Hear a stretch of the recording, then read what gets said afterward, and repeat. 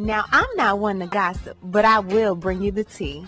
Welcome to Chronicle Speaks. Please, I don't have any time for any gossip now. Eh? Yes. Look at you. So it's time for yet another Diddy update. Now, the judge in Diddy's case, Judge Subramanian, asked both sides, the prosecution and the defense, to hand over examples of other cases where people were convicted under the same law as Diddy. This law is known as the Mann Act, which is basically transportation for prostitution. Now, the judge also wanted to see cases where the guidelines were calculated under the same section Diddy is, with no criminal history. Now, both sides pulled out their receipts, but before they did that, Judge Subramanian let them know, don't argue, don't spin it, just let me know the data. He said, I need to see cases where the main conviction was specifically the Mann Act and where the guidelines show a criminal history of category 1, meaning this person had little or no past record. Now, the thing is, this was supposed to be a group assignment.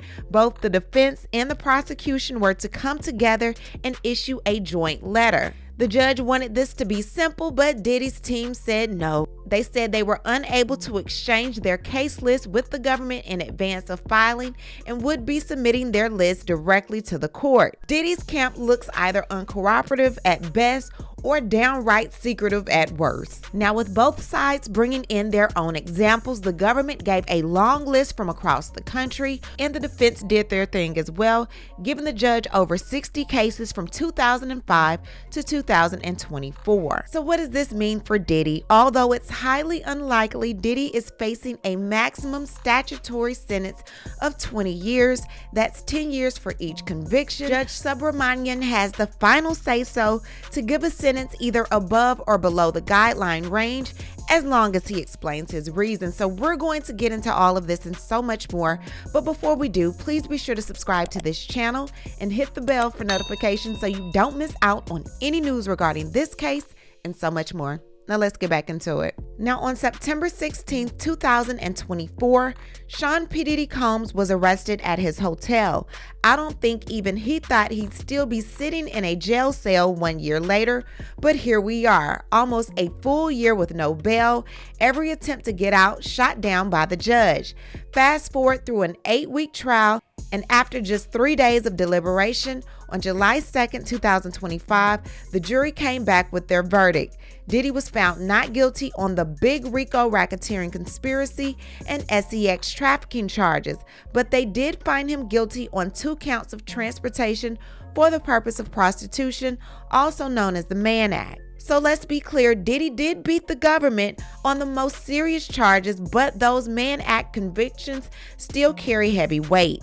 Each one has a maximum sentence of 10 years, meaning in theory he could face up to 20 years behind bars, but based on the guidelines and the comparisons both sides gave to the judge, we're roughly looking at 3 to 7 years, with the government pushing him towards the high end. So the government compiled about 80 cases, and what do those 80 cases show? They show that people with no priors still got years in prison for the Mann Act. We're talking 18 months, 30 months, 5 years, and 8 years in some cases when coercion or obstruction came into play. So the government gave some examples. For one, Felicita Almastica, which is a Florida case, is an escort service style case, and the sentencing was about 4 years. We have Christina Green versus the government. This is a New York case for prostitution management. The sentence was around 5 years. We have the U.S. versus Rashawn Parks. This was in D.C. It's organized prostitution. The sentence was 6 years. And then we have U.S. versus Brandon Wright. This was in Texas. The Mann Act conviction sentencing was 7 years. They also pulled some cases under the same exact guideline as Diddy. We have Mark Brenner, who was caught up in the Elliot Spitzer scandal. He was sentenced to 30 months, 2.5 years. And we have Dylan Jordan, which was a Hollywood producer turned pimp.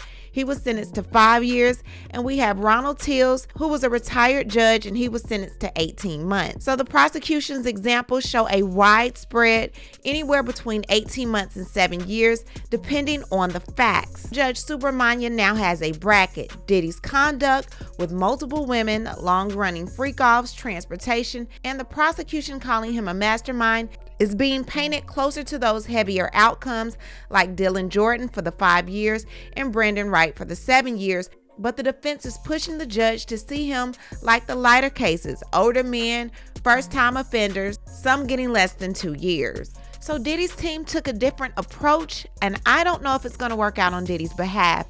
Now, instead of them working with the government on a joint filing, Diddy's team went solo. They gave the judge 2 different lists. 63 cases from the Sentencing Commission's database from 2005 to 2024, where the only conviction was Section 2421A, also known as the Mann Act.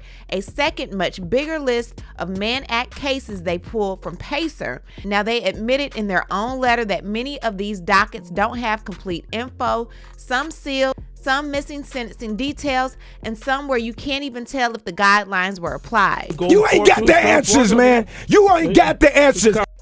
Diddy's team literally listed hundreds of cases. So his lawyers are basically saying, look, judge, there are tons of cases where folks walked away with probation or light time, so Diddy shouldn't be hammered. But the problem, they're flooding the judge with these hundreds of dockets, many without confirmed sentences, and it risks looking like they're padding the record. Meanwhile, the government came with a tight list of about 80 cases, with people with no priors got 18 months, 30 months, 5 years, even 8 years. So not only did the defense not work with the prosecution like the judge asked them to, but they're coming in with hundreds of dockets that don't even have confirmed sentences. So what are you comparing them to? Do you want the judge to do all the work for you? This is just a handful of some of the cases that Diddy's team mentioned, but I'm not even showing what these folks were sentenced to.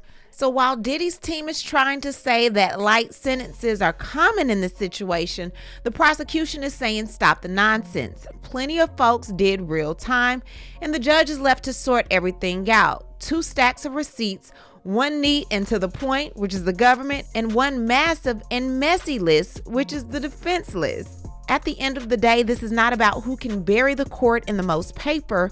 It's about what's real. And the real thing is the judge has examples of folks getting 2.5, 5 years, 8 years on the Mann Act charges, while Diddy's team can scream probation all day long. The receipts show otherwise. And let's just say this could have him sitting in prison for way longer than he ever imagined. So sentencing is currently scheduled for October, so we're going to have to wait until then to see exactly how all of this pans out. But in the meantime, in between time, what I need to do is hear from you. What do you think about everything going on with the Diddy?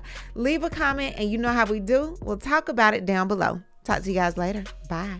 As always, thanks for watching, but before you go, don't forget to subscribe to this channel, like this video, and hit the bell so you don't miss out on any of my new episodes.